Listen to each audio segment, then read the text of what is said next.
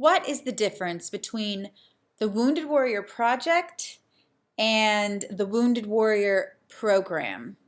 Today, let's talk about that. Please hang up and try again.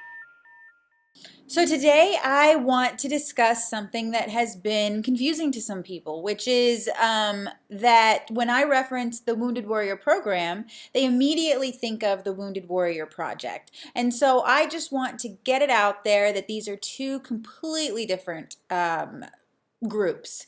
The Wounded Warrior Project is a nonprofit that is basically they're out there trying to earn money and trying to help out as many wounded warriors as they can or who need help. But their funding goes towards admin, goes towards the Wounded Warrior Project activities, goes towards swag that they have. They have some really nice Under Armour jackets and all sorts of different things that you can get from them if you're a wounded warrior. They also work not just with Air Force, but with Army, Navy, Marines. All of the different service branches are able to benefit from the Wounded Warrior Project. And that's amazing. But this is a nonprofit organization. This organization has to pay the people who are running it. It has to pay the people who are working for it, all of those different things.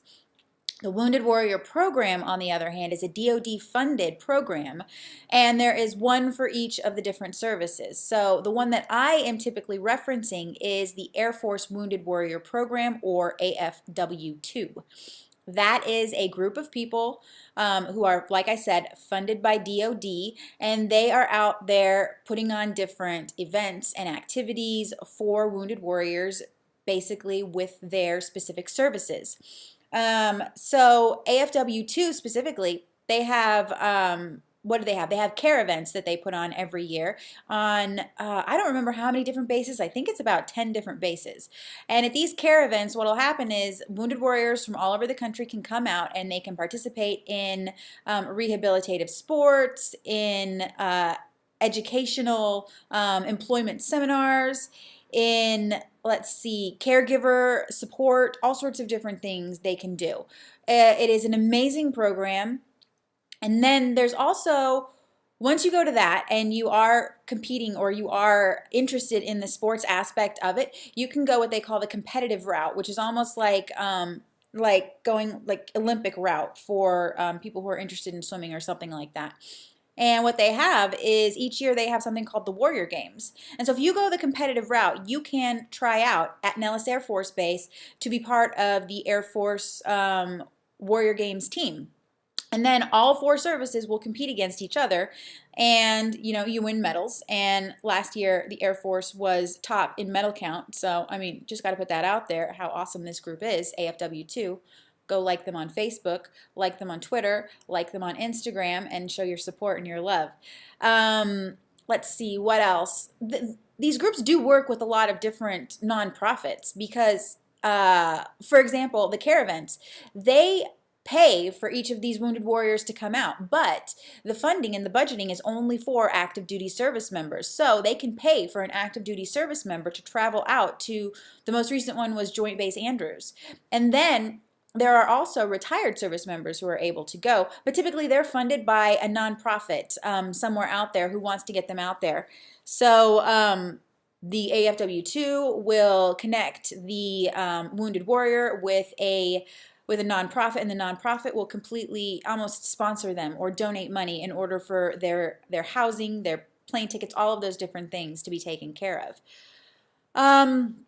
The Wounded Warrior Project, like I said, completely different from the program. Program is funded by DoD. Project is a nonprofit that's going to be out there raising money, asking you for donations, all of those different things. The Wounded Warrior Project is still a good program. I have worked with them on a very small scale. I was deployed as the first sergeant out in Al Udeid this last year, and one of my airmen needed to return home. And throughout the entire process, we're coming from Al Udeid, and it's like 70, 80 degrees out there, and we are packed for 70, 80 degrees. But on our way back, we have to go through Germany, and this is December time period, so you're coming back through Germany, and it is freezing. I did not have the proper attire. My chief, on my way out, he handed us each a set of thermals that he had brought with him just in case. Thank goodness. See, that's why you get the big chief stripes, is because you're smart. Smarter than Amy over here, who did not bring any of that. So I am wearing this man's thermals, trying to keep warm, but it is not working. They gave us a very nice thermal jacket. They gave her, because I was just escorting, so I didn't get all of the different things that she was able to get, but I got a very nice jacket to keep me warm. The USO also gave us a bunch of different things, but the Wounded Warrior Project also gave her a duffel bag, gave her sweatpants, gave her a sweatshirt, gave her socks, gave her all of the different things that she might need, just based on the fact that she was a wounded warrior traveling back home. So they do some really great things. I know that there's been some controversy about them, and I'm not really going to go into that very much, but I know that they have shown some great support to our wounded warriors.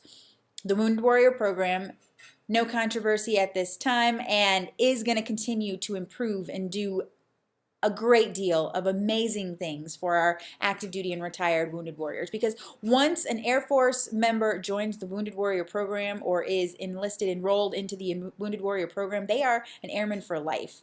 They are going to have access to the Wounded Warrior Program, to the AFW2 for the rest of their life, and they will be able to participate in care events. They will be able to connect and find ways to recover and regain independence through the AFW2. So just wanted to once again reiterate that there is a big difference between the Wounded Warrior Program, which is funded by the DoD and is, it's driven by Air Force regulations, Air Force instructions, and they are mandated to do specific things for our wounded warriors.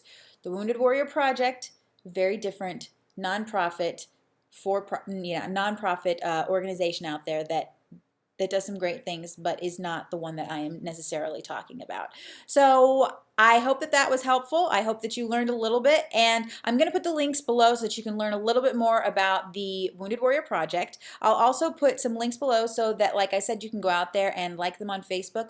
The Air Force is behind the Navy just a little bit in likes, so the more people who like it, the better, just because we're competitive and we want to win. So do that. There are ways that you can donate. There are ways that you can help. You can donate to specific nonprofits that are helping the care events and different things like that. So if you're interested, shoot me a message. Let me know, and we can chat a little bit more, because, like I said, it is an awesome, awesome, awesome program. The Wounded Warrior Program, AFW2, Air Force Wounded Warriors. I hope that's helpful. Thank you very much. Thanks for coming out, learning a little bit more about my wounded warriors. I appreciate it, and I care about you, and I look forward to talking to you again.